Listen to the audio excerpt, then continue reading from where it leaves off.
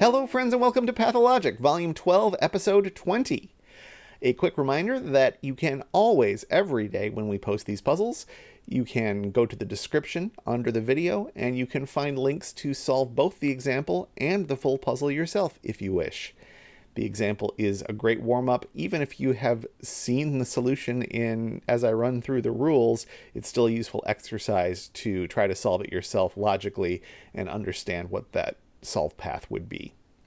Today's puzzle is BACA. I don't exactly know where the naming came from. It's related to easy as ABC, so that's the letters. Maybe the ordering is because ACAB would be too much of a turnoff to some people. But let's figure out how this works with this hybrid of easy as ABC and Nonogram as we take a look at the rules. In BACA, we add single letters, A, B, or C, to cells such that each row and column contains exactly one A, one B, and one C, and shade the remaining cells. So you can see that in the example solution. We've got, for example, in this column, A, B, C, and the other two are shaded. Same thing goes for every row and every column. Cells in the grid already marked with a letter can be shaded or remain unchanged. So this A became shaded, so it no longer counts as an A. This B became a blue marked B. Letters outside the grid indicate the first letter seen from that direction. The B is saying that the first letter we're going to see is a B.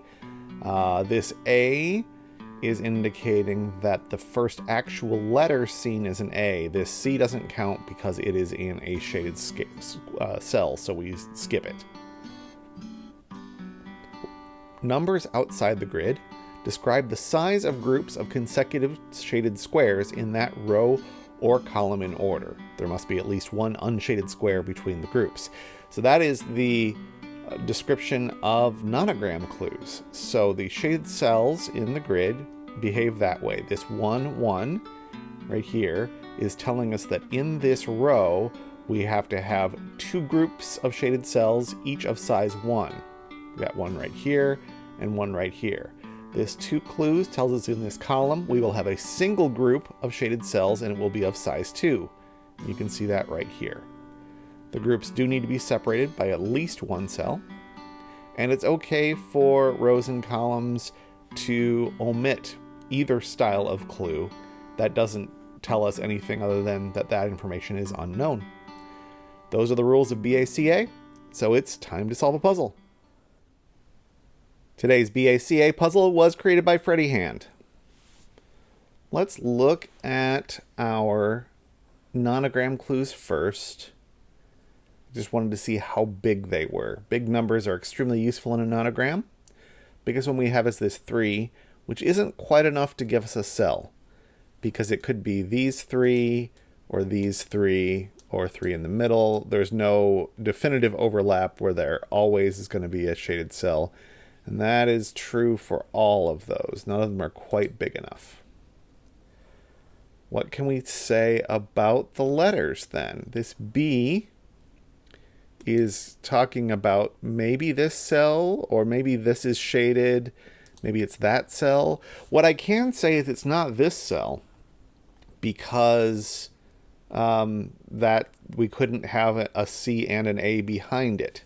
So I can mark that one as shaded. That is good because I can cross-reference that here. We've got 1, 1, 1 in this row. So these two are unshaded, which means I fill them in with A and C. And I need to fit 2 more groups of one shaded cell. So this is going to be one of them, and then one of these is the other one. This can't be unshaded though, because if it were, we'd have 2 A's in that row. So that's got to be shaded, and this one's got to be a B. Okay, good. We can't have another B in this column. So this clue cannot refer to this cell. So that's shaded. This C clue has the same thing going on as this B clue did. This can't be unshaded because that would break this clue. So that's shaded. Again, we could have a C here.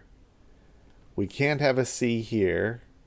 We can't have a C here because of this, and then once we get to here, there isn't enough room to have A, B, and C. So actually, that forces this to be a C.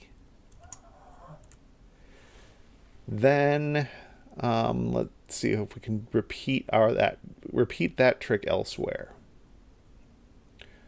This is an interesting clue. This 2, 1, because this is not enough room for 2 up here. And now that we've done that, we can only fit a 2, 1 this way. A little exclamation mark. That forces this to be a B. Oops, not what I meant to do. This 3 is a little bit constrained. We know that is not shaded. This B clue can't be here because we've already got it. Actually, let's ignore the clues. Just look at this column. We need an A. So let's do that. And now that forces a B right here to make this clue happy. Since there's a B in this column, this can't be a B. Then we need 2 more letters in this row, an A and a B. We need 1 A somewhere here. Don't know that yet. We need a C and an A, which could be those two. The B in this column has to be here or here. Guess I don't know which one yet. If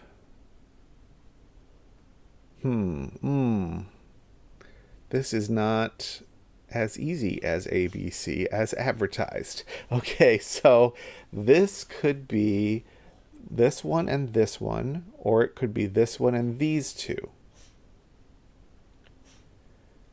I don't see how to know the answer. We've got 3 in a row here. I've just stalled on this, and it's surprising me. So, how can I know? This one, okay, this can't be a B because it is too far away from this clue.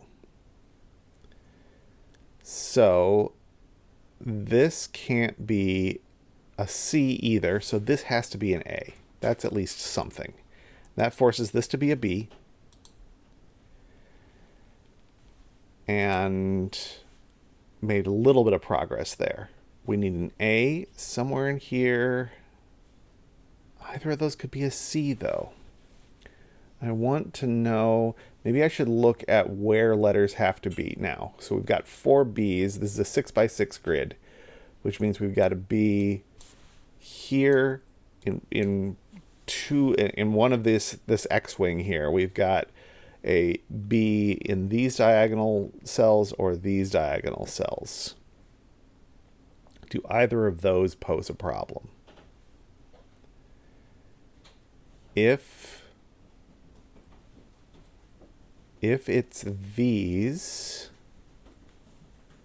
then I don't know if I have a solution for that. I really thought we had just made a breakthrough, but it seems like it might be more complicated. Can this be an A? It can be an A. I want one of these to give us a contradiction. That's what I feel like should be happening next. Or that one of these cannot be what it says, but they seem all right. This needs to be an A or a C. If it's a C, that forces an A down here. Do I have to just try something? I really don't want to do that. Ah, I've got it. I finally got it. I see what I'm missing. And you've been seeing it for ages, because that's how this works. Okay, it's this cell. This can't be unshaded, because then we'd have two A's in that column. All right, brilliant. Everything else is going to fall apart, because this 1-2 clue is forced now. So here's our 1, here's our 2. And now this column is forced. Those are shaded. We can do the shading everywhere pretty much from just that. We've got all of the nonogram clues accomplished, and we can now say this is a B, this is a C. We have to have a C in this column. It's got to go here. That means this one is shaded because we can't have two C's in this row. Also because of the 3 clue. That also forces it. These two have to be unshaded, which makes that an A and that a C. Then here we need an A in one of these 2 cells, and it can't go here because of that. So here is an A, and that becomes shaded. We've got all our shaded cells in this column. We've got all our unshaded cells in this row. We've got all our unshaded cells in this column, and all our shaded cells in this row. And we've finished our shading. So now we just have to fill in the letters. That is a C, that is an A, and that is a B. And that, eventually, is how we solve a BACA.